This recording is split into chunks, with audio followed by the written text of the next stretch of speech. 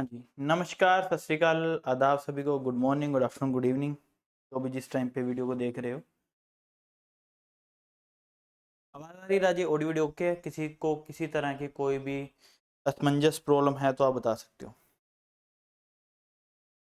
Okay, तो हम जो है अपना स्टार्ट करने जा रहे हैं। हमारा नया टॉपिक, नया सब्जेक्ट जो है, जिसका नाम है फार्म मैकेनाइजेशन, या फिर हम बात करें तो एग्रीकल्चर इंजीनियरिंग, कृषि अभियांत्रिकी।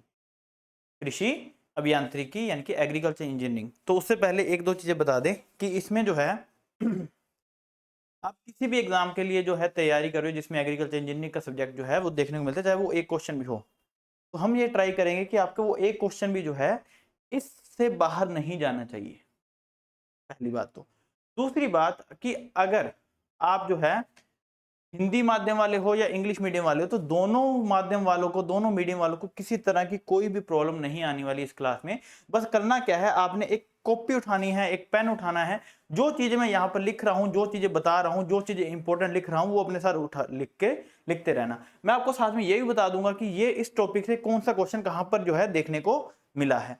इसी को जो है आगे कवर करते जाएंगे। स्पीड हम बिल्कुल भी स्लो नहीं रखने वाले। स्पीड मेरी जरूर जो है थोड़ी सी फास्ट रहेगी, क्योंकि हमने जो है कम क्लासेस में ज्यादा से ज्यादा सिलेबस कवर करने की कोशिश करनी है। तो ये बच्चों की यही डिमांड है, तो उसी के अकॉर्डिंग जो है ये क्लासेस रहने वाली हैं। क्लियर? ओके, तो हम जो है हम बात करने वाले हैं कौन से, फार्म मैकेनाइजेशन के बारे में या फिर एग्रीकल्चर इंजीनियरिंग के बारे में। एग्रीकल्चर इंजीनियरिंग एक्चुअल में क्या है? एग्रीकल्चर इंजीनियरिंग आप देखोगे कि एक एग्रीकल्चर के अंदर, है ना, पहले आपने देखोगे बीटेक थी, है ना, इनके बारे में हम पढ़ रहे थे, बीटेक इंजीनियरिंग जिसको हम बोलते हैं। अब एग्रीकल्चर के इंजीनियरिंग अंदर इंजीनियरिंग के किस चीज की जरूरत पड़ी कि देखो हम कोई भी इंप्लीमेंट है, चाहे वो टिलेज का है, चाहे वो सोइंग का, उसके पीछे बहुत ज्यादा दिमाग लगता है, पूरे इंजीनियर बैठते हैं जो ये चीजें को बनाते हैं। अब इंजन है, ट्रैक्टर है, मशीनरी है, टूल्स है, कोई इंप्लीमेंट है, वो जो है वो एक फार्मर की या फिर किसी भी एक किसान की या किसी की भी नीड के अकॉर्डिंग क्या है, कोई एक नई चीज का आविष्कार जो है वो किया जाता है। अगर वो आविष्कार हो रहा है तो उसको बनाने में प्रॉपर इंजीनियरिंग जो है, इंजीनियरिंग को ध्यान में रखते हुए, इंजीनियरिंग की नॉलेज को ध्यान में रखते हुए ये सब कुछ जो है बनाया जाता है। इसीलिए एग्रीकल्चर के अंदर इंजीनियरिंग जो हम पढ़ने जा रहे हैं उसमें हम कुछ टॉपिक जो है वो बहुत इंपॉर्टेंट रहने वाले हैं, उनको जो है कवर करेंगे। अगर मैं बात करूं तो एग्रीकल्चर इंजीनियरिंग के अंदर जो है हम पढ़ने वाले हैं, देखो, सबसे पहले अगर मैं बात करूं एग्रीकल्चर इंजीनियरिंग के अंदर हम पढ़ने वाले हैं एक तो इंजन का, एक पावर क्या होती है, पावर और उसके टाइप्स। इंजन के अंदर सब कुछ पढ़ेंगे। इंजन जो है बहुत इंपॉर्टेंट रहने वाला है। इंजन क्या होता है, कितनी टाइप के होते हैं, इंजन के अंदर कौन कौन से कंपोनेंट होते हैं, इंजन के अंदर टर्मिनोलॉजी कैसी कैसी देखने को मिलती है, कैसी कैसी टर्म जो है वो इंजन के अंदर जो है वो देखने को मिलती हैं, वो सभी चीजों को जो है कवर करेंगे। उसके बाद इंजन को कवर करते हुए हम आगे जो है इंजन के बाद आएंगे ट्रैक्टर के ऊपर। ट्रैक्टर के अंदर हम पढ़ेंगे कौन कौन से टाइप्स हैं, कैसे इसकी हिस्ट्री रही है, किस किस तरह के जो है ट्रैक्टर हमको देखने को मिलते हैं, ट्रैक्टर के अंदर कौन कौन से पार्ट्स होते हैं, ये पीटीयू क्या होता है, डिफरेंशियल क्या होता है, इन सभी चीजों को जिसपे बच्चों को बहुत डाउट रहता है। इसमें मैं ट्राई करूंगा कि आपको जो है पीडीएफ भी साथ में प्रोवाइड हो जाए और साथ में आपके जो लिख लिख के पढ़ाने वाले ये कंसेप्ट भी जो है क्लियर हो जाए। तो इंजन के बाद हम आगे पढ़ेंगे ट्रैक्टर। ट्रैक्टर के बाद हम पढ़ेंगे टिलेज। टिलेज के अंदर कौन कौन सी टिलेज कौन सी टाइप की होती है, टिलेज के अंदर जो है मेनली जो है इसके इंप्लीमेंट कौन से होते हैं, क्योंकि हमारा जो टॉपिक है, अगर हम टिलेज पढ़ें तो टिलेज एक्चुअल में एग्रोनॉमी का टॉपिक है, पर टिलेज के अंदर इंप्लीमेंट्स और उसके इंप्लीमेंट्स के पार्ट्स, ये सब कुछ क्या है, ये इंजीनियरिंग है। एग्रीकल्चर के अंदर क्या है, इंजीनियरिंग है। तो टिलेज पढ़ेंगे। सोइंग के अंदर हम पढ़ेंगे सोइंग के इंप्लीमेंट्स, इसके मेथड भी पढ़ लेंगे सोइंग के। तो ये तो हो गया। फिर हमने पहले टिलेज करी, फिर सोइंग कर ली, फिर हम क्या है इरिगेशन पढ़ेंगे। इरिगेशन के अंदर जो है वाटर लिफ्टिंग पंप पढ़ेंगे, पंप वगैरह इनको जो है कवर कर लेंगे। फिर इरिगेशन के बाद हम पढ़ेंगे हार्वेस्टिंग। क्या पढ़ेंगे, harvesting and threshing and winnowing. ये सब कुछ जो है ये हमारे टॉपिक जो है हमारी क्लासेस के अंदर जो है कवर करेंगे। सबसे इंपॉर्टेंट जो टॉपिक आपके पास रहने वाला है, एक तो ये टिलेज वाला, सोइंग वाला, ये टॉपिक तो रहते ही रहते हैं इंपॉर्टेंट, और आपका इंजन और ट्रैक्टर ये तो बहुत ज्यादा इंपॉर्टेंट जो है वो रहने वाले हैं। और सबसे ज्यादा इंजन के अंदर जो टर्म्स हैं वो सबसे इंपॉर्टेंट रहने वाली है। इंजन के अंदर जो भी टर्म्स हैं वो सबसे पहले और सबसे इंपॉर्टेंट जो है आपके लिए रहने वाली टर्म्स। तो सबसे पहले तो ये साथ में लिखते रहना, बस ये ध्यान रखना।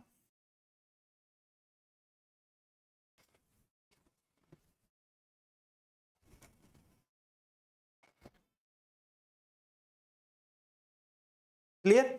अब मेरा पढ़ाने का थोड़ा सा मैं तरीका बता देता हूँ, और मैं ये बता देता हूँ कि क्या है कि मैं पहले आपको थोड़ा सा समझा दूंगा, थोड़ा सा क्या बहुत ज्यादा समझा दूंगा, उसके बाद आपको पीपीटी दिखा दूंगा, ठीक है। तो तरीका मेरा यही रहने वाला है। अब है क्या, अगर मैं हम पावर की बात करें तो सबसे पहले हम बात करने वाले हैं पावर की। पावर के अंदर जो है, फार्म के अंदर जो है पावर कौन कौन सी तरह की जो है बात करें तो पावर जो है, हम पावर को ज्यादातर जो लिखते हैं वो लिखते हैं या तो हॉर्स पावर,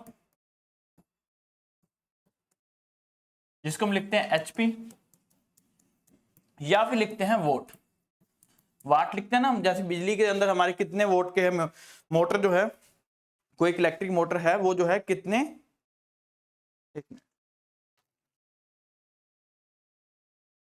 हमारी जो इलेक्ट्रिक मोटर है वो कितने वोट की है, तो वो हॉर्स पावर और वोट के अंदर जो है हम किसी भी पावर को लिखते हैं। और हॉर्स पावर का मतलब क्या होता है कि हम अगर देखना हो कि किसी चीज के अंदर, किसी भी मशीन के अंदर, किसी भी इंप्लीमेंट के अंदर कितनी पावर है, तो वो हम देखेंगे हॉर्स पावर के अंदर। हॉर्स पावर बोले तो एक घोड़े की शक्ति, क्या बोले, एक घोड़े की शक्ति। एक घोड़े के अंदर कितनी शक्ति है, अगर वो एक हॉर्स पावर है, 1 HP इज इक्वल टू एक घोड़े की शक्ति। तो सबसे पहले तो ये क्या है, एक हॉर्स पावर को हम बोलते हैं, एक घोड़े की शक्ति को बोलते थे एक हॉर्स पावर, 1 हॉर्स पावर। अब इसी के साथ एक हॉर्स पावर के अंदर जो है 745.7 क्या होते हैं, वोट देखने को मिलते हैं। बट जो आपको क्वेश्चन पूछा जाएगा वहां पर 746 वोट होगा, और नियरली मैं बात करूं तो 750 वोट भी लिखा जाता है। अगर आपको क्वेश्चन आ जाए तो आप पहले तो ये ऑप्शन ढूंढोगे, ये कहां पर है, ये नहीं है तो ये ढूंढोगे, ये नहीं है तो इसके आसपास कहीं पर भी ढूंढोगे, तो वो आपका क्या है, आंसर रहने वाला है। कि आपके एक हॉर्स पावर के अंदर जो है कितनी पावर जो है वो देखने को मिलती है, वो कितने वोट जो हैं, 1 horse power is equal to 745.7 जो है वो वोट होते हैं। 745.7 या फिर 746 वोट जिसको हम बोलते हैं, या फिर 750 वोट हम बोल देते हैं। ये तो रही बात हॉर्स पावर के अंदर, क्लियर। अब देखो सबसे पहले अगर मैं देखूं कि कौन कौन सी तरह की पावर जो है ना, types of power use in farm, है ना, तो अलग अलग टाइप की जो है पावर है। कैसी कैसी पावर है, देखो अगर आप स्टार्टिंग से बात करो तो अगर आपने बुआई करनी है, या फिर आपने कटाई करनी है, या फिर आपने कोई भी जुताई करनी है, मतलब टिले करनी है, सोई करनी है, कटाई हार्वेस्टिंग करनी है, किसी के भी पर्पस के लिए आपको सबसे पहले क्या चाहिए, लेबर चाहिए, ह्यूमन चाहिए। तो ये जो है सबसे पहले मानव शक्ति जो है सबसे इंपॉर्टेंट पार्ट है। सबसे पहली अगर कौन कौन सी टाइप्स ऑफ पावर, कौन कौन सी टाइप है पावर की, सबसे पहले और सबसे इंपॉर्टेंट आ जाती है हमारी ह्यूमन पावर। कौन सी power, human power. Human power क्या है कि किसी भी मानव के अंदर जो है कितनी शक्ति जो है वो होती है, उसकी अगर हम बात करें तो किसी मानव के अंदर जो है एक नॉर्मल मतलब ऐसे नहीं है कि किसी को कोई बीमार है उसके अंदर आप एनर्जी चेक करोगे या पावर चेक करोगे, तो किसी भी एक नॉर्मल ह्यूमन के अंदर जो है वो लगभग 750 वोट, या फिर अगर एग्जैक्ट लिखना चाहो तो 74.6 वोट जो है वो एनर्जी होती है किसी भी एक ह्यूमन के अंदर। नॉर्मल ह्यूमन के अंदर, एक हेल्दी ह्यूमन के अंदर जो है इतनी पावर देखने को मिलती है। कितनी, 75 वोट के आसपास जो है, या फिर 74.6 वोट के आसपास जो है। तो ये आपको किसके आसपास लग रहा है, ये नहीं लग रहा 746 है ना, टोटल हमने बताया था एक हॉर्स पावर। तो मतलब क्या हुआ, 0.1 horse power is equal to 1 human power. एक ह्यूमन के अंदर जो है एक मानव शक्ति, क्या लिखे होंगे, मानव शक्ति। एक किसी भी मनुष्य के अंदर जो है, नॉर्मल ह्यूमन के अंदर जो है वो लगभग 0.1 होता। अगर आप ग्रेट खली को खड़ा कर दोगे तो भाई उसमें ज्यादा होगी, है ना। और अगर आप बिल्कुल एक छोटे से बोने से ड्वार्फ किसी बंदे को खड़े कर दो उसके अंदर कम होगी, ठीक है। क्योंकि ये बॉडी शेमिंग है, मैं वैसे एक जनरल बात कर रहा हूँ सिर्फ दिमाग में बिठाने के लिए कि ऐसा होता है। पर हम जो है एवरेज लगा के बात करें तो 0.1 हॉर्स पावर जो है किसी भी एक मानव के अंदर, मतलब अगर 10 ह्यूमन हो तो एक जगह पर घोड़ा खड़ा हो, वो एक जगह से इधर से घोड़ा खींच रहा है, इधर से 10 ह्यूमन खींच रहे हैं, तो मतलब इन सभी की दोनों की एनर्जी जो है वो सेम हो जाएगी। मतलब रस्सी ना इधर जाएगी, वैसे तो जाएगी क्योंकि इसमें कुछ ह्यूमन ऐसे होंगे, हो सकता है घोड़ा कुछ जो हो हमारा हेल्दी ना हो, तो ये क्या है, ये इक्वल मानी जाती है। तो that means 10 human is equal to 1 horse power, या फिर हम 1 ह्यूमन लिख सकते हैं 0.1 हॉर्स पावर के आसपास जो है वो पावर को प्रोड्यूस करता है। हमारी सबसे पहली जो पावर आ गई कौन सी, ह्यूमन पावर, जिसको हमने क्या बोला, मानव शक्ति। और मानव शक्ति के अंदर जो है ह्यूमन पावर के अंदर 0.1 हॉर्स पावर की क्या होती है, पावर होती है 10 human is equal to 1 horse power, मतलब एक घोड़ा और 10 ह्यूमन जो है वो इक्वल पावर जो है वो जनरेट करते हैं। और एक हॉर्स पावर के अंदर जो है 745.6 जो है और 745.7 जो है या फिर 746 वोट जो है वो पावर होती है। और एक ह्यूमन के अंदर जो है 75 वोट के आसपास जो है वो पावर देखने को मिलती है। क्लियर? अब ये ह्यूमन पावर जो है कहां पर यूज करी जाती है? ये हर एक जो है किसी भी कहीं पर कोई भी काम करने जा रहे हो, किसी तरह का, भाई अगर फार्म के अंदर अगर हम बात करें तो फार्म के अंदर चाहे तुम टिले करने जा रहे हो, चाहे तुम सोइंग करने जा रहे हो, चाहे तुमने टूल चलाने हैं, तो हर जगह पर जो है ये, चाहे तुम हार्वेस्टिंग कर रहे हो, हर जगह पर ये जो है पावर काम में ली जा सकती है। अब हमारी इंजीनियरिंग के अंदर हम क्या करते जा रहे हैं, हम ह्यूमन पावर को कम कर करके हमारी मैकेनिकल पावर या फिर इलेक्ट्रिकल पावर के ऊपर ज्यादा फोकस जो है वो कर रहे हैं। विद्युत पावर होगी, है ना, विद्युत शक्ति होगी, या फिर हमारी मैकेनिकल पावर जो है उसके ऊपर जो है हम ज्यादा रिलाई कर रहे हैं कि हम जो है इसको जो है बढ़ावा दें। तो सबसे पहले हमारे पास क्या है? Human power. दूसरी अगर हम बात करें तो दूसरी आ जाती है एनिमल पावर। एनिमल पावर के अंदर कौन सा है? एनिमल पावर के अंदर हम बात करें तो पशु शक्ति। क्या है? पशु शक्ति।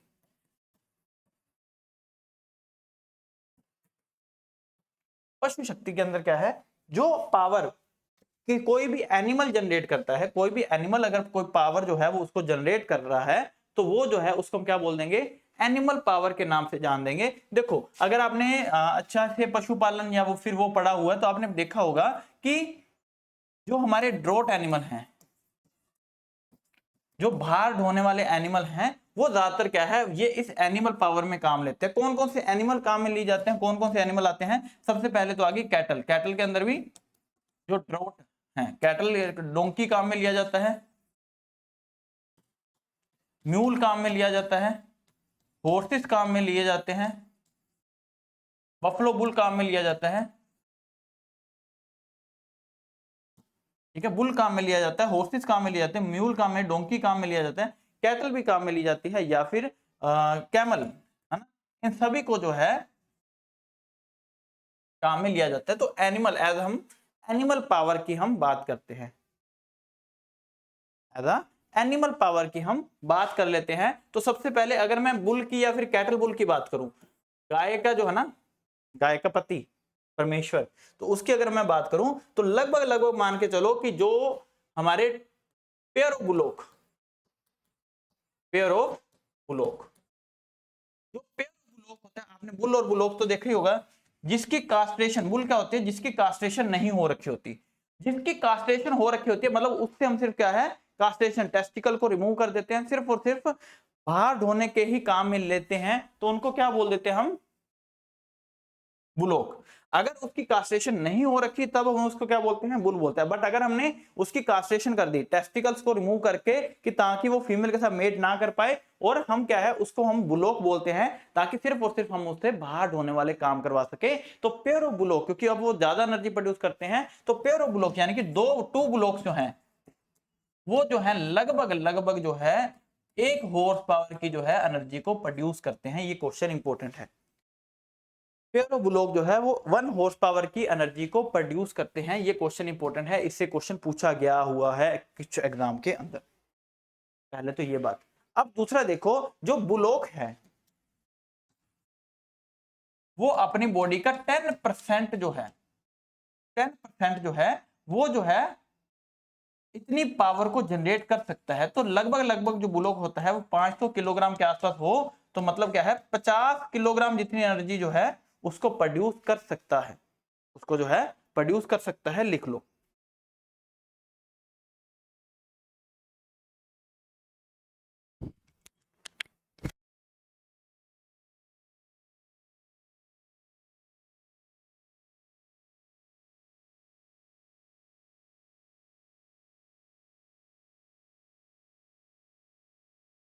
क्लियर? चलें आगे।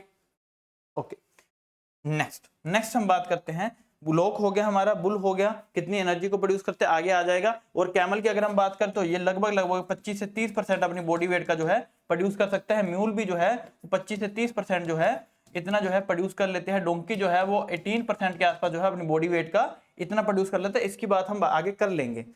ठीक है, ये अगले अगले हमारे पास है। फिर उसके बाद अगली जो पावर आती है वो आ जाती है मैकेनिकल पावर। 3 पावर को मैं साथ में लिख रहा हूं, मैकेनिकल, इलेक्ट्रिकल, विद्युत जिसको हम बोल देते हैं, और उसके बाद आ जाता है मैकेनिकल, इलेक्ट्रिकल और रिन्यूएबल। 3rd नंबर पे हमारी मैकेनिकल, 4th नंबर पे हमारी इलेक्ट्रिकल और 5th नंबर पे हमारी रिन्यूएबल। रिन्यूएबल में हम पढ़ेंगे विंड एनर्जी, वाटर एनर्जी, ये सब कुछ जो एनर्जी जो है रिन्यूएबल सोर्सेस हमें मिलती है, यानी कि हवा, जिसको हम जिसमें पढ़ेंगे विंड मिल। विंड मिल में कैसे कैसे विंड मिल चलती है, कितनी मिनिमम स्पीड चाहिए होती है, 10 किलोमीटर पर आवर की क्या है, किसी भी विंड मिल को चलाने के लिए, पवन चक्की को चलाने के लिए जो है वो 10 किलोमीटर पर आवर की जो है वो विंड स्पीड चाहिए होती है। उसके बारे में हम पढ़ेंगे। वाटर एनर्जी के बारे में पढ़ेंगे, पानी को कैसे जो है एज अ एनर्जी हम यूज करते हैं। इलेक्ट्रिक में हम पढ़ेंगे, इलेक्ट्रिक मोटर पढ़ेंगे, वाटर लिफ्टिंग पंप पढ़ेंगे।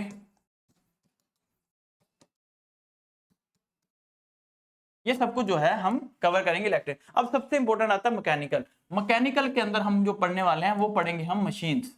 क्या पढ़ने वाले हैं? मशीन्स। मशीन्स के अंदर भी हम क्या पढ़ने वाले हैं? इंजन। अब ये जो सभी पावर हैं, ये जो है अलग अलग पावर जो है, अलग अलग जो है हॉर्स पावर की हो सकती हैं, अलग अलग पावर को जनरेट करती हैं। अब जो मैकेनिकल पावर है वो 2 हॉर्स पावर, 5 हॉर्स पावर से लेके 150 हॉर्स पावर तक भी हो सकती है। वो डिपेंड करता है कि ट्रैक्टर कौन सा है, बड़े काम कैसे कर रहे हो, सोइल क्या है, बहुत सारे ऐसे फैक्टर हैं जिसमें इसमें हम मशीन पढ़ने वाले हैं, ट्रैक्टर पढ़ने वाले हैं, इंजन पढ़ने वाले हैं। तो ये सब कुछ क्या है मैकेनिकल पावर के अंदर हम इसको कवर करने वाले हैं। क्लियर? यहां तक किसी को कोई डाउट किसी तरह का तो आप पूछ सकते हो, फिर आगे चलते हैं।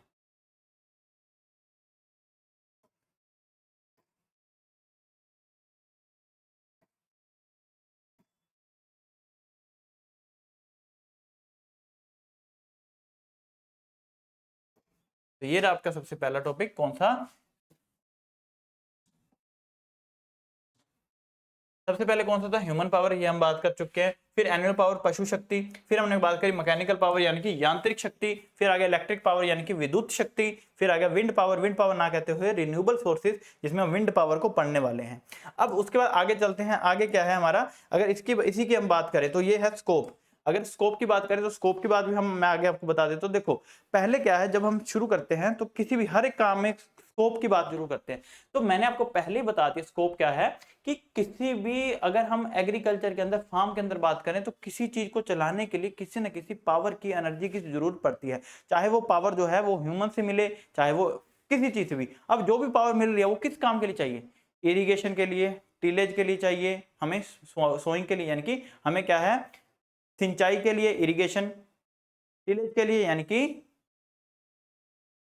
भूपृष्ठीकरण, जिसको हम क्या है जुताई बोल देते हैं, प्लोइंग बोल देते हैं। फिर उसके बाद जो है हमें हार्वेस्टिंग, कटाई के लिए चाहिए, विनोइंग के लिए चाहिए, थ्रेशिंग के लिए चाहिए, जब किसी भी काम के लिए, सोइंग के लिए चाहिए, बुआई के लिए चाहिए, तो हर जगह पर जो है हमें इनकी जो है जरूरत पड़ती है। अब इसके बाद हम जो है इसके बाद आगे पढ़ेंगे स्प्रेयर, है ना, स्प्रे करने के लिए, फर्टिलाइजर डालने के लिए, पेस्टिसाइड को डालने के लिए। तो इन हर जगह पर जो है हमें जो है इस फार्म मैकेनाइजेशन की जरूरत पड़ती है। और अभी एग्रीकल्चर के अंदर जो है इंजीनियरिंग के ऊपर जो है गवर्नमेंट फोकस बहुत कर रही है। क्योंकि अगर आपने सुना हो तो इंपॉर्टेंट है, लिख लेना, कि अगर आपने सुना हो तो एक स्कीम थी 2014-15 के अंदर, एक स्कीम आई स्मैम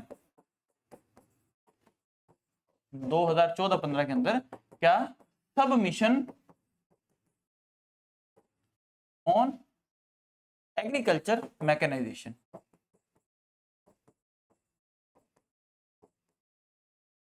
इसके बारे में हम जो है हमारी डिटेल में स्टडी करेंगे, बिल्कुल करेंगे, डोंट वरी।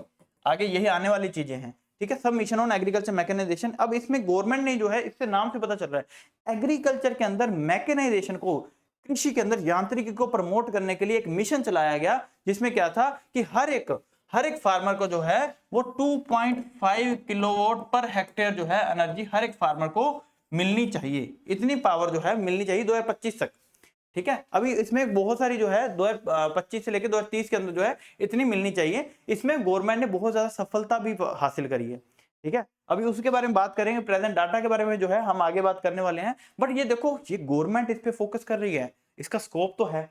तो इसमें गवर्नमेंट ने अलग अलग काम किए, कि अगर मान लो पहले तो ये बोला कि सब्सिडी लो, अपने जो है मशीनरी खरीदो, अपने जो है यंत्र खरीदो, अपने इंप्लीमेंट्स खरीदो और उनको जो है अपने पास रखो। अगर तुम नहीं खरीद सकते तो तुम्हें जो है अपने इंप्लीमेंट जो है सब्सिडी देंगे, है ना, अपने इंप्लीमेंट खरीदो। अगर तुम्हारे पास इतने पैसे नहीं है तो सब्सिडी दे रहे हैं हम, तुम अपने इंप्लीमेंट खरीदो। कि जो कोई भी एक जो है इंप्लीमेंट अगर 1 लाख का है, तुम 50,000 का लो, है ना, 50% सब्सिडी दे दी, किसी पे 60 दे दी, किसी पे 70 दे दी, अलग अलग है।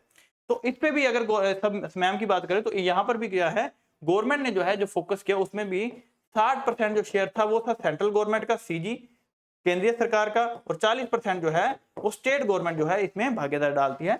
90 और 10 किस में होता है, जो नॉर्थ ईस्टर्न स्टेट है, ठीक है, सिक्किम, मेघालय, शिलोंग, ये वाले जो एरिया हैं वहां पर, और जो हमारे यूटीज हैं, यूनियन टेरिटरीज हैं, उनमें जो है गवर्नमेंट का जो है 90 और 10 का रहता है। बाकी हर जगह पर क्या रहता है, लगभग लगभग 60-40 का जो है शेयर रहता है। गवर्नमेंट इतना ज्यादा ध्यान देती है। अब अगर उन्होंने बोला कि तुम जो है नई मशीन लेना चाहते हो तो सब्सिडी लो, सब्सिडी नहीं लेनी तो तुम अपने इंप्लीमेंट भी नहीं लेना चाहते तो कोई बात नहीं, तुम्हें जो है एक ऐसे एक गांव के अंदर या फिर एक पूरे एरिया के अंदर जो है एक ऐसे जो है वहां पर सेंटर खोल के दिए जाएंगे जहां से तुम जो है रेंटल जो है इंप्लीमेंट ले सकते हो। तो ये क्या है, उनका ये मानना था कि जल्दी से जल्दी फार्मर को मैकेनाइजेशन पे, यांत्रिकी के ऊपर लेके आ जाए, ताकि जो है इसको जो एनिमल्स हैं क्योंकि उनकी एफिशिएंसी कम है, तो हाई एफिशिएंसी लाने के लिए, हाई प्रोडक्शन करने के लिए और फार्मर के वेलफेयर के लिए जो है ये स्कीम जो है ये शुरू करेगी। ठीक है, तो अब यहां पर हो गया। अब इसके बाद जो हमारा जो है अगला टॉपिक आता है वो आता है इंजन का। इंजन तो देखा होगा सभी ने, इंजन तो चलता फिरता देखा ही होगा।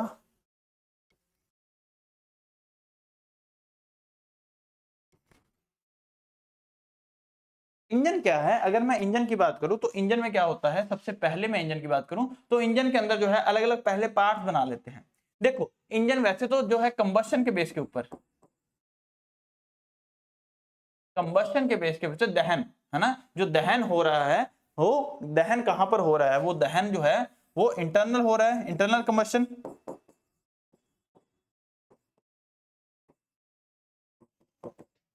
या फिर एक्सटर्नल। आंतरिक दहन है इंजन या फिर एक्सटर्नल को, आंतरिक मीन टू इंटरनल और एक्सटर्नल यानी कि बाहरी दहन हो रहा है तो वो क्या हो गया, एक्सटर्नल जो है कंबशन। यानी कि इंजन जो है यहां पर चल रहा है, बट जो दहन हो रहा है, जो आग लग रही है वो यहां पर लग रही है। इसके दहन होने की वजह से जो है इसके अंदर, इंजन के अंदर जो है पिस्टन होगा, इसमें पावर पहुंच रही है।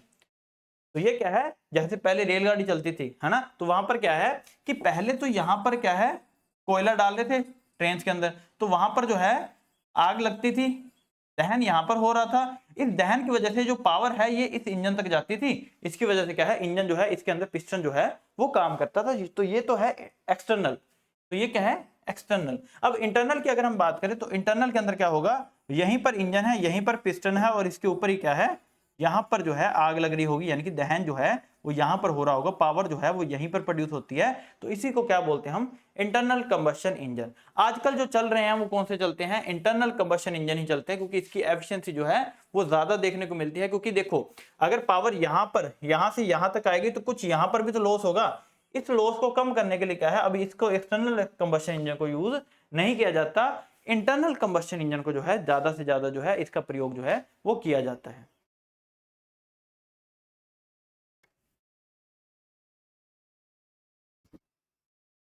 इसका प्रयोग जो है वो सबसे ज्यादा किया जाता है। अब पहले तो इंजन के पार्ट कर लो, सबसे इंपॉर्टेंट जो है जो मैं बताने जा रहा हूं, इंजन के अंदर पार्ट्स, ठीक है, ध्यान से सुनना। अगर मैं ये बनाऊं इंजन, इंजन देखा होगा, ध्यान से सुनना भाई लोगों। एक बार के लिए मैं इसमें 4 स्ट्रोक 2 स्ट्रोक उसको नहीं बना रहा, मैं सिर्फ आपको एक पार्ट बता रहा हूं। अगर कोई एक 4 स्ट्रोक इंजन हो, बढ़िया एक 4 स्ट्रोक इंजन हो, तो उसके जो है पार्ट क्या होते हैं उसके बारे में आपको जो है बताने जा रहा हूं। तो देखो ध्यान से सुनना, यहां पर क्या होता है, इसके ऊपर होता है हेड, सबसे ऊपर चलते हैं। ये क्या है, ये जो बाहर वाला है, ये जो बाहर जो ये ऐसे ब्लॉक बना हुआ है, इसको हम क्या बोलते हैं, सिलेंडर। क्या बोलते हैं, सिलेंडर। तो कभी सुना होगा 2 सिलेंडर इंजन है, 4 सिलेंडर है, तो ये जो बाहर वाला हिस्सा है इसको क्या बोलते हैं, जो ब्लॉक है इसको सिलेंडर या फिर सिलेंडर ब्लॉक बोल देते हैं। ब्लॉक ये जो बना हुआ इसको क्या बोल देते हैं, सिलेंडर ब्लॉक। जो ऐसे स्कर्ट की फॉर्म में आपको दिख रहा है इसको हम क्या बोल देंगे, स्कर्ट, स्कर्टिंग जिसको हम बोल देते हैं, स्कर्ट। अब इसके अंदर क्या है, इसके अंदर एक जो है पिस्टन होगा,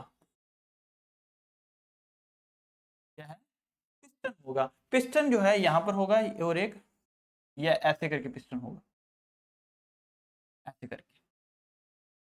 क्लियर। अब ये पिस्टन जो जहां पर ये ऊपर वाला दिख रहा है ना आपको, जहां पर ये जो है ऊपर वाला दिख रहा है, इसको हम क्या बोलते हैं, सबसे ऊपर वाला हेड है ना, तो ये क्या है, हेड। अब ये क्या है, ये पिस्टन है, ऐसे करके अगर मैं यहाँ पर एक छोटा सा पिस्टन बनाऊं ऐसे करके, ये क्या है, ये हमारा पिस्टन है। क्लियर। तो ये मैंने बना दिया पिस्टन। क्लियर। तो पिस्टन के साथ जो है सबसे पहले यहाँ पर एक लगी होगी पिस्टन पिन। क्या लगी होगी भाई लोगों, ये क्या है हमारा पिस्टन, साथ में लिखते रहना। सिलेंडर तो लिख ही लोगे, सिलेंड्रिकल ब्लॉक और सिलेंडर, ठीक है। इसको क्या बोल देंगे, हेड। ये क्या है, सिलेंडर। तो ये सिलेंडर और ये क्या है, स्कर्ट। अब यहाँ पर ये क्या है, पिस्टन पिन। ये क्या है, पिस्टन पिन। पिस्टन के ऊपर जो है पिन लगी होती है, जिसके ऊपर ऐसे होल होता है छोटा सा, यहाँ पर ऐसे एक होल होता है, जिसको हम क्या बोलते हैं, पिस्टन पिन। अब इस पिस्टन पिन के साथ जो है ना एक ऐसे करके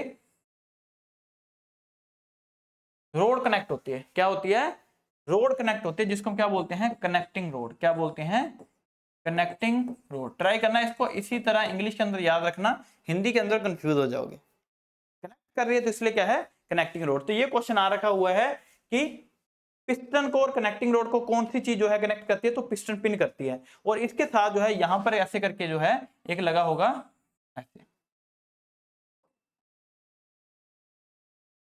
ऐसे करके। तो ये क्या है, ये है हमारी क्रैंक शाफ्ट। क्या है हमारी क्रैंक शाफ्ट।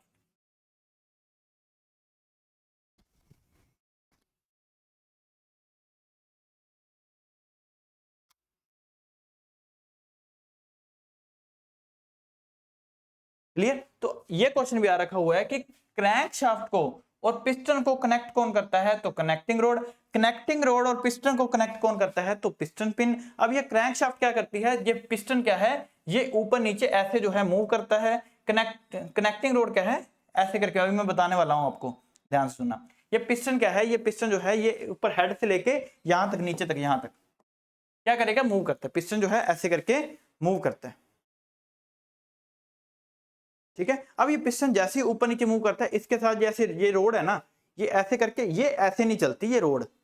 भाई लोगों ध्यान से सुनना, ये पिस्टन जो है ऐसे चलता है, ये कनेक्टिंग रोड जो है ये ऐसे नहीं चलती, इसके साथ ऐसे ना, ये चलती है ऐसे, ये ऐसे। और ये पिस्टन कनेक्टिंग रोड जो है ऐसे चल रही है। उसके ऐसे चलने की वजह से क्या है, ये जो क्रैंक शाफ्ट है ये ऐसे गोल घूमती है। अब इंटरेस्टिंग बात क्या है, इंटरेस्टिंग बात तो ये है कि जब, ध्यान से सुनना, जब पिस्टन एक बार ऊपर से लेके एक बार नीचे आता है, ऊपर से लेके नीचे आता है, तो ये कनेक्टिंग रोड आधा घूम, सॉरी क्रैंक शाफ्ट जो है वो आधा घूमती है। जब ये नीचे से फिर ऊपर जाता है, फिर ये आधा घूमती है। मतलब जब ये ऊपर से नीचे आया तो एक बार ऐसे करके आधा घूमी, फिर जब ऊपर से नीचे से ऊपर गया फिर ये आधा घूमती है। इतना तो समझ आ ही रहा होगा। क्लियर। अब देखो बहुत इंपॉर्टेंट टर्म्स बताने जा रहा हूँ भाई, तो ध्यान से सुनना। अब इसके साथ आगे जो है वो कनेक्ट होती है बड़ा सारा, एक जो है इसके बारे में बात करेंगे आगे, बट एक बार लिख लो क्या कनेक्ट होता है, फ्लाईव्हील। जो आगे इंजन को या फिर जो आगे हमारे इंप्लीमेंट को या फिर जो हमारे ट्रैक्टर हो, ट्रैक्टर के आगे या फिर कोई मशीन को पावर देता है, टायर के ऊपर, क्लच के ऊपर, गियर के ऊपर, तो वो क्या है, फ्लाईव्हील। इसके आगे फ्लाईव्हील कनेक्ट होता है, ये गोल घूमता है, इसके आगे शाफ्ट लगी होती है। अब ये देखो पिस्टन घूम रहा है ऐसे ऊपर नीचे, कनेक्टिंग रोड जा रही है ऐसे, तो ये जो पिस्टन ऐसे ऊपर नीचे जाता है तो ये किस मोशन में अंदर होता है, इसको हम बोलते हैं रेसिप्रोकेटिंग मोशन। Reciprocating motion. इसी के साथ जो है ये हमारी, ये जब घूमती है तो हम इसको क्या बोलते हैं, ये सर्कुलर में घूम रही है तो ये क्या है, सर्कुलर मोशन में हो जाती है। और कनेक्टिंग रोड हमारी ऐसे चल रही होती है और ये हमारा ऐसे चल रहा होता है, क्रैंकशाफ्ट। बट क्रैंकशाफ्ट पिस्टन के एक बार नीचे आने से क्रैंकशाफ्ट आधी, फिर ऊपर गया तो फिर आधी, ये समझ आ गया। तो ये क्या है, ये सर्कुलर मोशन में जो है वो घूम रही है। अब यहां से जो है अब आगे मेन चीज शुरू होती है। क्या चीज शुरू होती है, कि इसके घूमने से इसके साथ एक चीज जो है यहां पर अटैच होती है, कि जिसको हम क्या बोल देते हैं, टाइमिंग चेन। क्या बोल देते हैं, timing chain.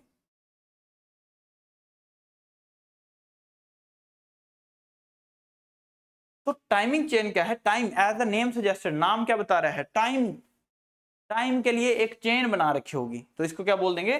Timing chain. Timing के लिए जो है एक चेन बना रखी होगी। अब ये जो है इसके ऊपर ये जो है एक पोर्शन लिखो यहां पर जो है,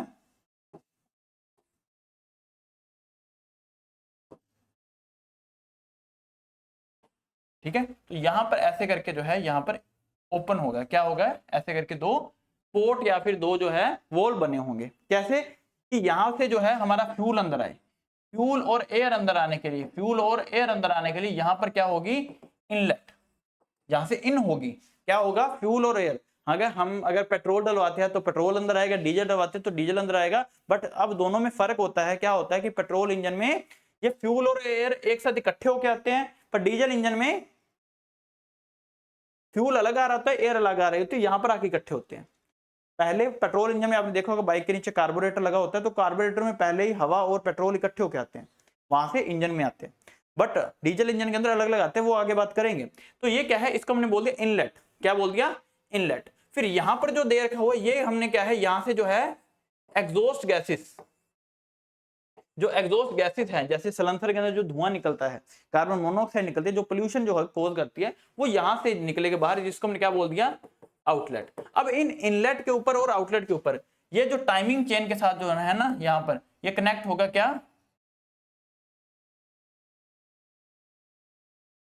कनेक्ट होगा? Cam shaft. क्या कनेक्ट होगा? Cam shaft. ये टाइमिंग चेन, ये क्रैंकशाफ्ट के घूमने से क्या घूमेगी? Timing chain. अब ये टाइमिंग चेन के जो है ऐसे घूमने से जो है ये कैम शाफ्ट ओपन होगी या क्लोज होगी?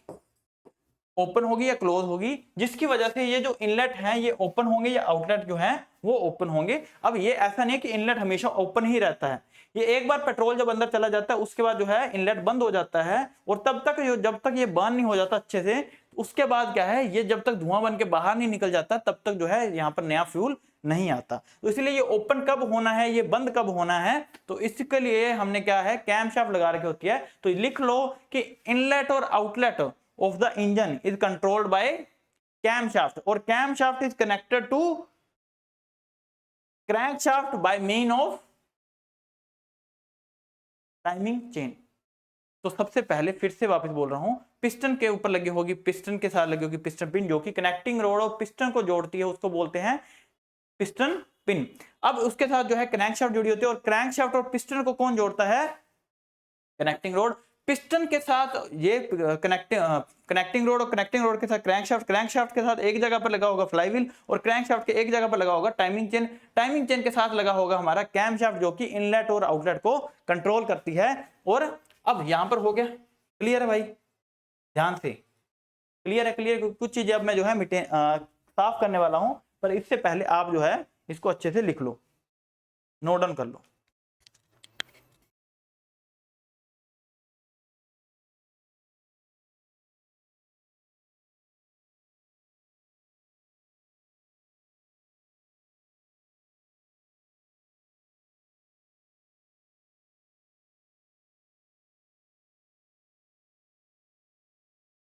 क्लियर? यहां तक नोट कर लिया? किसी को कोई यहां तक डाउट?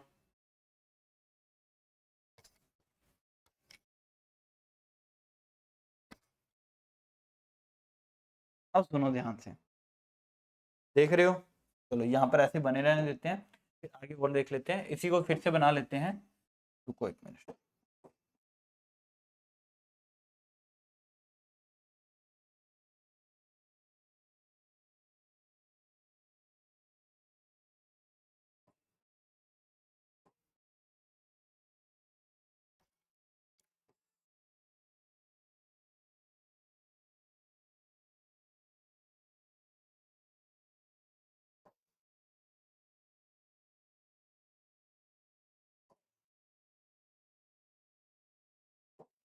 अब देखो, अब क्या है जो बताने जा रहा हूँ, ये हमने क्या पढ़ा था, यहाँ से लेके ये हो गया हमारा पिस्टन,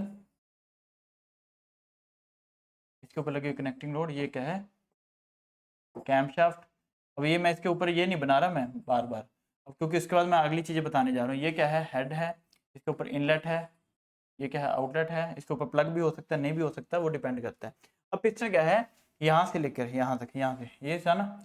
अब पिस्टन क्या है, ये इसके साथ टाइमिंग चेन है, ऊपर कैमशाफ्ट है। ये देखो पिस्टन है। अब ध्यान से सुनना, पिस्टन के ऊपर एक चीज और, यहाँ पर दो चीज और लिख लो। यहाँ पर क्या है, ऐसे करके दो रिंग्स अटैच होंगी, तीन होती है वैसे तो, ऐसे ना ग्रूव्स हो दिए होंगे, ऐसे खाली से ग्रूव दे रखे होंगे, जिसको क्या बोलते हैं हम, रिंग्स। क्या बोलते हैं, यहाँ पर पेज भर गया है तो इसलिए आगे बना रहा हूं, ये क्या है, रिंग्स। रिंग्स जो है, ऊपर वाली रिंग कौन सी होगी, कंप्रेशन रिंग। क्या होगी, कौन सी होगी, कंप्रेशन रिंग। कंप्रेशन समझ आ रही है राजे। दूसरे नंबर पे अगर मैं बात करूं तो इससे नीचे और दो जो है ग्रुप्स और दे रखी होंगी, जिसको मैं क्या बोलूंगा, कंप्रेशन रिंग के साथ ऑयल रिंग। क्या बोलूंगा, ऑयल रिंग। अब देखो, ये मैं बताने वाला हूं कि क्यों ये रिंग के बारे में अभी क्यों बताया मैंने। देखो ये पिस्टन क्या करता है, यहां पर बिल्कुल ऊपर ये क्या था, हेड। ये हेड तक नहीं, हेड से नीचे,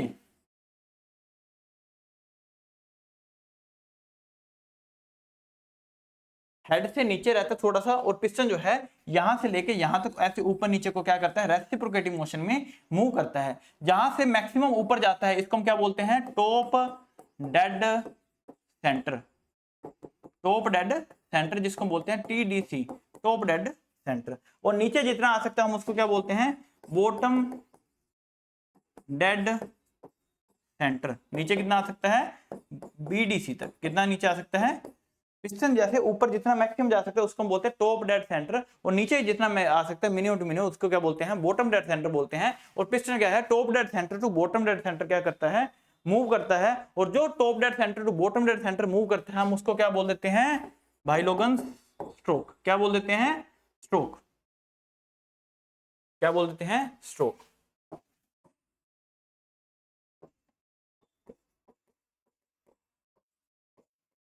स्ट्रोक लिखते रहना साथ में।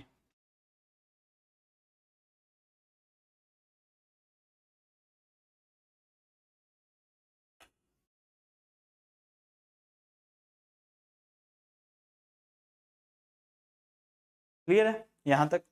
तो ये top dead centre to bottom dead centre क्या करता है, मूव करता है। और एक बार top dead centre to bottom dead centre या bottom dead centre to top dead centre जाता है, एक बार ऊपर से नीचे आता है तो उसको क्या बोलते हैं, एक स्ट्रोक। नीचे से ऊपर जाता है तो वो कौन सा, दूसरा स्ट्रोक। तो ये क्या है, इसको हमने बोल दिया स्ट्रोक। अब ये जो हमारा पिस्टन है, यहाँ पर पिस्टन बनाना अलग से, ये क्या है हमारा पिस्टन। पिस्टन के ऊपर ये क्या लगी हुई है, रिंग्स। पिस्टन के ये क्या लगी हुई है, पिस्टन पिन। अब पिस्टन का जो ऊपर वाला डायमीटर है, जो जितना उसका डायमीटर है, उसको हम क्या बोल देते हैं, बोर। क्या बोल देते हैं, बोर। समझ आ रहा है यहां तक। उसको हमने क्या बोल दिया, बोर बोल दिया। तो बोर क्या है, diameter of piston. Diameter of piston का हेड है जो ऊपर वाला है, उसको हमने क्या बोल दिया, बोर। अब पिस्टन पिन है, उसके साथ जो है ये रिंग्स अटैच होती हैं। अब देखो, जैसे ये पिस्टन ऊपर से नीचे मूव करता है, तो यहाँ पर क्या है, एक बार फ्यूल आ गया तो हो सकता है ना फ्यूल यहाँ से जो है ऐसे लीक करके नीचे आ जाए, पर ये लीक करके नीचे आना नहीं चाहिए।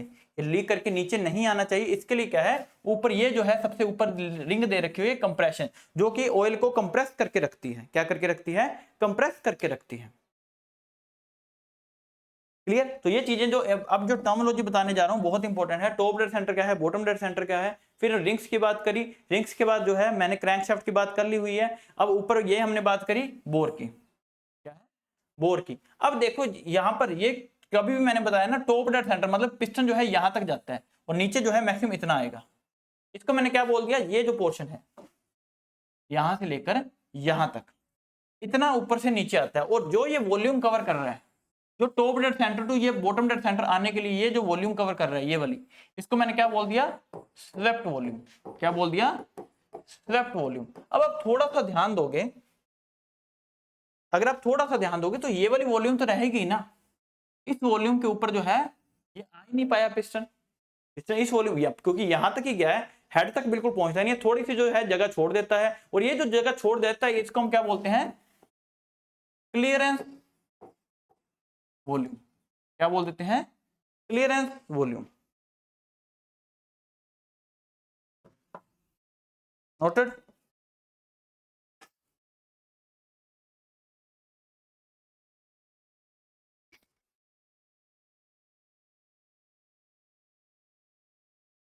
यहां तक। अब देखो क्या होता है, इनलेट के अंदर से क्या है, मैं फिर से बता रहा हूं, इनलेट के अंदर से जो है हमारा फ्यूल और एयर जो है मिक्स होके आ सकते हैं या अलग अलग आ सकते हैं। और ये क्या है, यहां पर ये पिस्टन है, ये क्या है हमारा, ऐसे करके समझ लो, बॉटम डेड सेंटर है, ये टॉप डेड सेंटर है, इसके ऊपर वाला ये क्या है हमारा हेड है, हेड के ऊपर क्या है इनलेट लगी हुई है, और ये क्या है आउटलेट है। अब ये पिस्टन जो है ये जो है यहाँ पर मूव कर रहा है, इसके ऊपर क्या है ये रिंग्स बनी हुई है, पिस्टन बिल्कुल साथ में होता है, मैं थोड़ी सी स्पेस जान के छोड़ रहा हूँ। अब देखो इनलेट से क्या है हमारा फ्यूल और एयर आता है, यहाँ से क्या है हमारा जो गैसियस जो गैस है हमारी, उसके अंदर जो कार्बन मोनोऑक्साइड है या फिर जो पॉइजनस गैसेस है वो यहाँ से जो है बाहर जाती हैं। अब जो गैसेस यहाँ से बाहर जाती हैं इस टर्म को क्या बोल देते हैं, स्क्वेंजिंग। स्क्वेंजिंग आगे आएगी टर्म ये, जो गैसेस को जो पिस्टन के अंदर जो गैसेस है, क्योंकि देखो अब होता क्या है, पिस्टन ऊपर से लेके नीचे मूव करता है, इसको हम क्या बोल देते हैं, स्ट्रोक। क्या बोल दिया, स्ट्रोक। पिस्टन ऊपर से लेके नीचे को जो है मूव करता है। अब ये पिस्टन जो है जब ये वहां से ऊपर से लेके नीचे मूव कैसे करता है, जब एक बार ऊपर है, ऊपर से क्या होगी इनलेट, तो पिस्टन में कोई भी इंजन होगा उसके जो है चार काम मेनली जो है चार काम होते हैं। सबसे पहले आ जाता है इनलेट। इनलेट में क्या होगा, ये चार काम बहुत इंपॉर्टेंट है। पहले इनलेट से क्या होगा, यहाँ पर इनलेट होगी, यानी कि फ्यूल और एयर जो है दोनों अलग अलग या फिर एक साथ मिलकर जो है वो एक साथ इस इनलेट के अंदर जो है आएंगे। पिस्टन ऊपर है, इनलेट से क्या हुआ, पिस्टन ऊपर हवा और पेट्रोल आया तो ये क्या है पिस्टन नीचे आएगा, तो पिस्टन अब आ गया यहाँ पर नीचे, बिल्कुल जहां तक आना चाहिए था। पिस्टन नीचे आया तो मतलब एक स्ट्रोक हो गया। तो पहला काम क्या हुआ, इनलेट सबसे पहला। दूसरा क्या है, कंप्रेशन। दूसरा क्या है, कंप्रेशन। कंप्रेशन में क्या होगा, अब पिस्टन जाएगा ऊपर, अब यहां से इनलेट होगी, अब ये इनलेट वॉल जो है ये हमारी कैमशाफ्ट जो ऊपर थी उसने कर दिया बंद। कैमशाफ्ट ने क्या कर दिया, बंद कर दिया। अब ये कैमशाफ्ट ने अगर ये बंद कर दिया, ध्यान से सुनना, कैमशाफ्ट ने अगर ये बंद कर दिया, अब क्या है, पिस्टन ऊपर जा रहा है, आउटलेट भी बंद है, इनलेट भी बंद है, तो पिस्टन ऊपर जा रहा है, पिस्टन गया ऊपर, है ना। तो पिस्टन जब जो ऊपर जा रहा है तब क्या है, ये इनलेट आउटलेट बंद है, तो ये हो रही है कंप्रेशन, दबाव बन रहा है, अंदर अंदर दबाव जो है वो बन रहा है, वो यहां तक ही जाना है पिस्टन ने, जिसको मैंने क्या बोल दिया, कंप्रेशन। अब यहां पर जैसे ऊपर जाएगा तो हो सकता है वहां पर इतनी ज्यादा कंप्रेशन हो जाए, या तो कंप्रेशन की वजह से, डीजल के अंदर आपने देखा होगा स्पार्क प्लग नहीं लगा होता, स्कूटी हो या फिर बाइक हो आपकी, वहां पर एक जो है स्पार्क प्लग लगा होता है, क्योंकि जो पेट्रोल इंजन होता है ना, वहां पर क्या है एक थोड़ी सी स्पार्क देने की जो है, चिंगारी देने की, आग लगाने की जरूरत पड़ती है। पर डीजल इंजन के अंदर जो है ये जो कंप्रेशन है, ये पिस्टन जो है ना बहुत ऊपर तक जाता है। पेट्रोल इंजन के अंदर जो है ये पिस्टन जो है इतना ऊपर नहीं जाता। अब देखो क्या हो सकता है कि पिस्टन ऐसे ऊपर ऊपर जा रहा है, ऊपर जा रहा है, अगर डीजल इंजन है तो पिस्टन बिल्कुल ऊपर चला जाएगा, हेड के बिल्कुल पास में पहुंच जाएगा, इसलिए अंदर दबाव इतना बन जाएगा कि एकदम से आग लग जाएगी, एकदम से आग लग जाएगी। आग लगने को हम क्या बोलते हैं, पावर।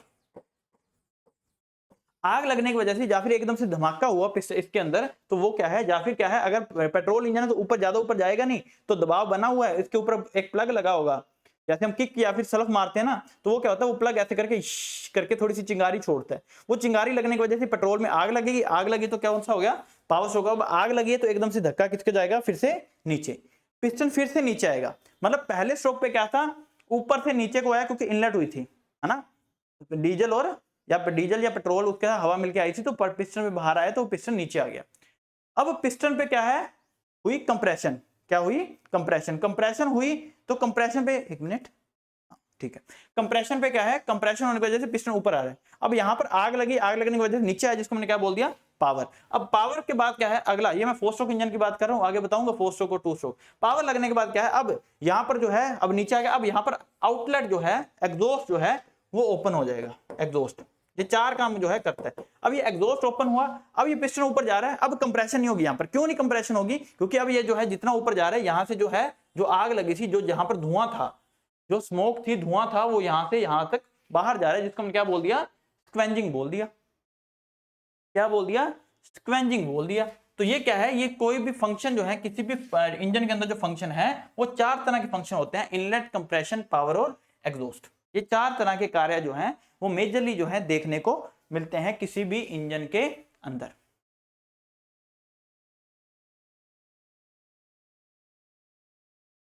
क्लियर, यहां तक कोई भी डाउट।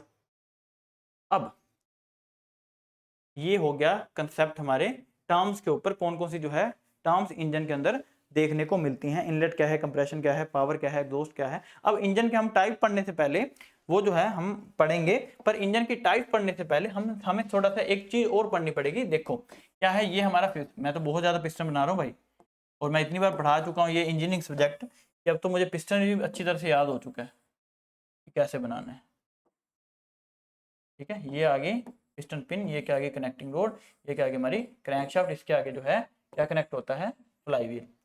ठीक है, ये भी ऐसे करके घूमता है, ये भी ऐसे करके। अब देखो पिस्टन एक बार एक स्ट्रोक लेता है, तो ये जो क्रैंकशाफ्ट है ये कितना मूव करती है, हाफ। अब इसके हाफ मूव करने से जो है, ये ऊपर कैमशाफ्ट लगी हुई थी ना, कैमशाफ्ट एक स्ट्रोक के, एक स्ट्रोक होगा ये हाफ मूव करेगी, और एक स्ट्रोक होने से ये जो कैमशाफ्ट है ये 1/4 मूव करेगी। ये क्या मूव करेगी, 1/4। एक तो ये कंसेप्ट कि ये जो है एक बार नीचे आया, क्रैंकशाफ्ट ऐसे हाफ, और कैमशाफ्ट ऐसे 1/4 थी, पूरा आधा भी नहीं, आधे से भी आधा, तो उतना जो है मूव करेगी। अब देखो कि यहां पर जो पावर, यहां पर इंजन के ऊपर जो पावर पहुंचती है, क्योंकि देखो इसके अंदर जो पावर पहुंचेगा वो क्या है, ये दोनों ही चीजें क्या बनी हुई है, किसकी बनी हुई है, कास्ट आयरन की बनी हुई है, कास्ट आयरन की बनी हुई है, दोनों लोहे के टाइप के जो है बने होती हैं। अब ये दोनों ही कास्ट आयरन की बनी हुई हैं। अब कास्ट आयरन के साथ ये लोहे के साथ लोहा चलाओगे तो थोड़ी बहुत फ्रिक्शन तो आएगी, फ्रिक्शन तो हमें देखने को मिलेगी। अब इस फ्रिक्शन के अंदर क्या है, हम जब ये पिस्टन को चलाते हैं तो इसलिए फ्रिक्शन को कम करने के लिए हम ऑयल डालते तो हैं, बट फिर भी कुछ ना कुछ तो लॉस होगा। अब जो पावर तो पिस्टन के ऊपर पहुंचती है हम उसको बोल देते हैं indicated horse power, horse power क्या बोलते हैं, इंडिकेटेड हॉर्स पावर। जो पावर पिस्टन तक पहुंची, मतलब मान लो हमारा कोई इंजन जो है पिस्टन के बाद जो पावर दे रहा है वो दे रहा है 40 हॉर्स पावर। क्या दे रहा है, 40 हॉर्स पावर। अब देखो जो पावर हमारी इस फ्लाईव्हील तक पहुंची, क्योंकि देखो बीच में क्या होगा, इसको चलने के लिए भी पावर चाहिए होगी, इसको चलने के लिए भी पावर चाहिए, इसको चलने के लिए भी पावर चाहिए, तो ये जो पावर चाहिए ये अलग पावर है, इसकी वजह से कुछ ना कुछ लॉस हो जाएगा। 40 हॉर्स पावर की पावर यहां पर मान लो प्रोड्यूस हुई, तो ये जो क्रैंक शाफ्ट है या फ्लाईव्हील के ऊपर जो पावर पहुंची वो हमारी पहुंची मान लो 30 हॉर्स पावर की। क्या पहुंची, 30 हॉर्स पावर की। अब जो पावर हमारी क्रैंक शाफ्ट के ऊपर या फ्लाईव्हील के ऊपर पहुंची, हमने उसको क्या बोल दिया, ब्रेक हॉर्स पावर। 3 बार क्वेश्चन आ रखा है अलग अलग एग्जाम में इससे, इसको क्या बोल दिया हमने, ब्रेक हॉर्स पावर। अब जो पावर पिस्टन के ऊपर बनी वो इंडिकेटर हॉर्स पावर, जो पावर लास्ट तक पहुंची एक्चुअल में जो पहुंची वो क्या है, ब्रेक हॉर्स पावर। और जो पावर का बीच में लॉस हो गया, इसको चलाते हुए इसको जो साथ में रब होता था, उसको रगड़ खाता था, तो उसके लिए पावर जो है लॉस होगी, उसको हमने क्या बोल दिया, फ्रिक्शनल हॉर्स पावर। क्या बोल दिया, फ्रिक्शनल, लिख देता हूं हॉर्स पावर, इसको हमने क्या बोल दिया, FHP, फ्रिक्शनल हॉर्स पावर। ये लिख लो। तो इसलिए क्या है, हमने बोला कि हमारी एनर्जी प्रोड्यूस कितनी हुई, 40, जिसको हमने बोल दिया indicated horse power, IHP। Break horse power BHP में कितनी पहुंची थी, 30।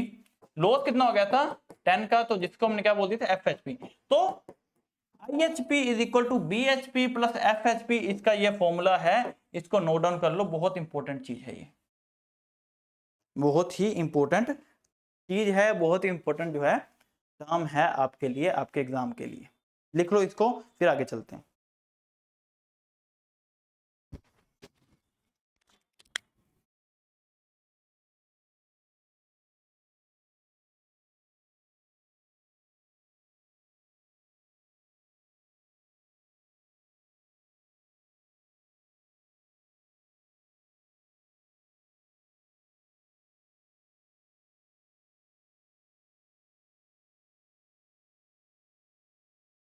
क्लियर है यहां तक, किसी को कोई डाउट किसी तरह का, फिर आगे चले।